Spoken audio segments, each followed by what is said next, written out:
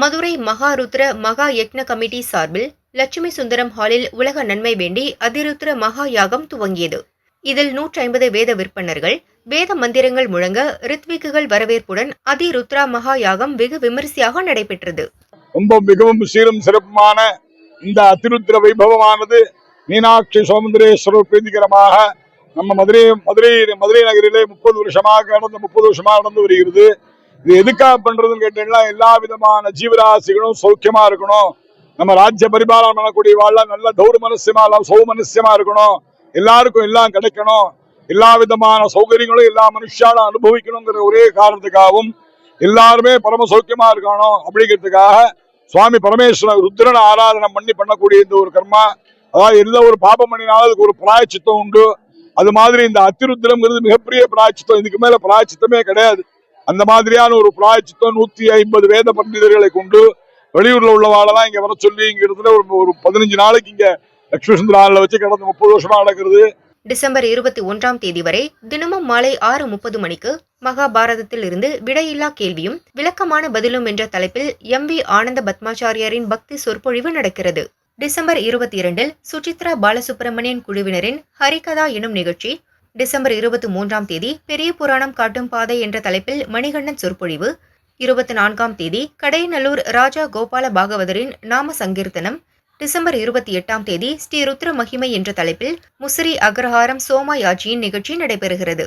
இந்நிகழ்ச்சியில் முன்னாள் அமைச்சர் உதயகுமார், அனுஷத்தின் அனுகிரகம் நிறுவனர் நெல்லை பாலு, பாஜக கிருஷ்ணன் உள்ளிட்டோர் கலந்து கொண்டனர்.